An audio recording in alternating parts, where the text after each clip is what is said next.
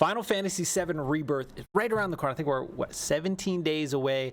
Now, maybe you're like me and you're just binging everything you can find on the internet, or maybe you're just trying to avoid. And I get it. You don't want to spoil everything. I think just so you know, I think the Junion demo comes out the 21st, and then I believe the embargo lifts the day after. So that's a full week before release. So might be time to go dark, but I'm not going to put any gameplay from the Rebirth demo, anything else behind this. I don't want to give spoilers for anybody that hasn't played the demo, doesn't want to play the demo. There's some mild spoilers in some of these tweets, but I think it's some good information, some changes that they've made from Remake into Rebirth, and just some general things.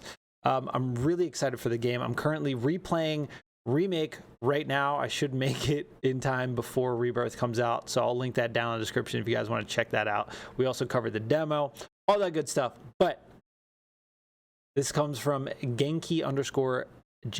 Okay, so he got this. It says Rebirth director Naoki Hamaguchi says there will be more costume choices in FF7 Rebirth than in the remake. He says if you like to spend time changing the look of the character, then you're going to have a great time.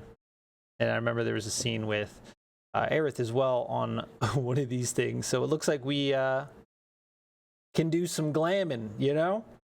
So then there's a ton of stuff going on here with this Twitter, or I guess X account now, Shinra Archaeology Department. Some really cool things. We'll go over a couple of them, all right? Nothing too crazy. So here it says, however, he assures players that the remake project is based around respecting the original story, not destroying it. Therefore, they plan to develop the story by rearranging important elements like Zack's death in a way that respects the OG but creates a sense of freshness. Now, if you know, whatever's going on with this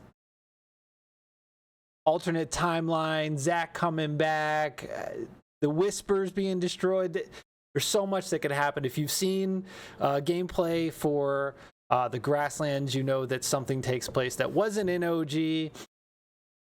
There's just so much going on, right? There's just so much. I can't wait to dig into this game. I'm going to take my time, explore every nook and cranny. It's just, man. But, I mean, they're staying very true. And every interview I've seen, they're keeping it a mystery. They're not telling anybody. Like, you just got to wait, bud. Sorry. So there's another one. This one's pretty interesting, right? FF7 Rebirth director says there's one scene in particular that he thinks will resonate very strongly with fans. It's not a scene from the original, but a brand new scene that has been added to the story of Rebirth. This scene takes place in the village of Gingaga. We all know it's Zack's hometown.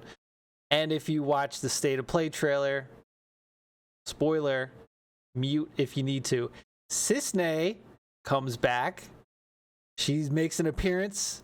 So that's pretty cool. So maybe there's something going on there. I don't know. We haven't seen anything about Zack. I don't know how they're going to bring Zack back in. If Zack's going to stay on an alternate timeline. I mean, if you watch the State of Play trailer, again, spoilers, they show Barrett, Tifa, Red 13, I think Aerith. I don't think they show Cloud, but they were loading them on Shinra helicopters. And it looks like maybe something happened on, I guess, like the highway at the end, and they got injured, and now they're in Shinra custody. So I don't know if in that timeline that happens, and now Zack...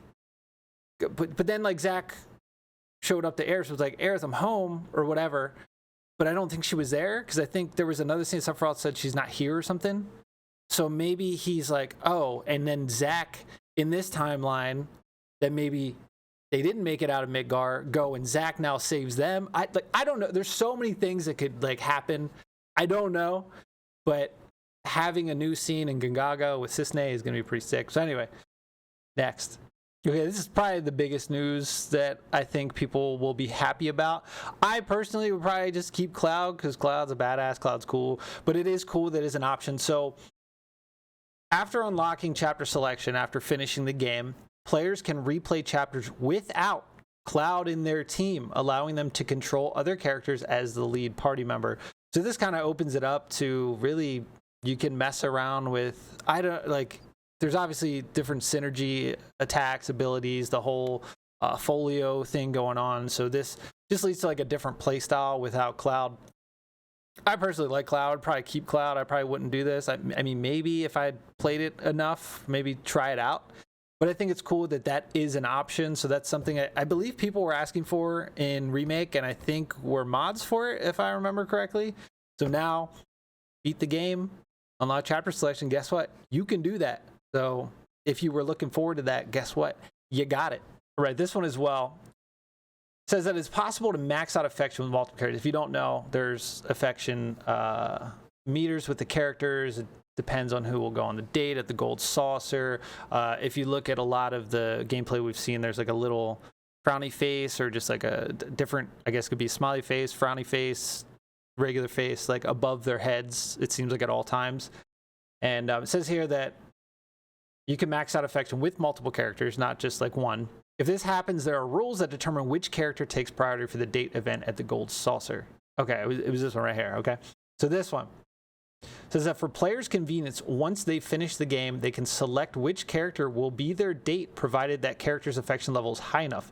This will eliminate the need to play all the way from the beginning. So if you get all the affection levels high enough, you can just replay that chapter and then select, just replay a chapter, pick a different person for the date, as long as their affection high enough, and then beat the chapter, go back, do it, pick Barrett, pick Tifa, Aerith, Yuffie, whatever you want to do. So instead of replaying the full game, we can go and see all of the date scenes, which I'm assuming will be pretty fleshed out. So that's a cool little thing instead of having to replay it, because I mean, this game is going to be massive. It's what, 150 gigs, 2 discs? Come on, man. Yeah, that's pretty much it. Like I said, I don't want to throw up videos of certain things or demos or gameplay. I know a lot of other people are doing it. I just don't want to spoil it for people that haven't come across it, don't want to watch it. There's a little bit of tweets I found here and there about some any new information I can find, I'm really into. But I'm really, really looking forward to Rebirth. I mean, I played back in '97. I played the OG. My mom got it for me. She worked at the mall from EB Games, got me the strategy guide, and then played the crap out of this game. Played it a couple times, throughout the years. Remake day one during COVID. Had nothing else to do. It was perfect time. Like I said, I'm currently replaying if you want to check it out. And yeah, I'm really looking forward to Rebirth. Anyway, you know the drill. Subscribe, come back. See you on the next one.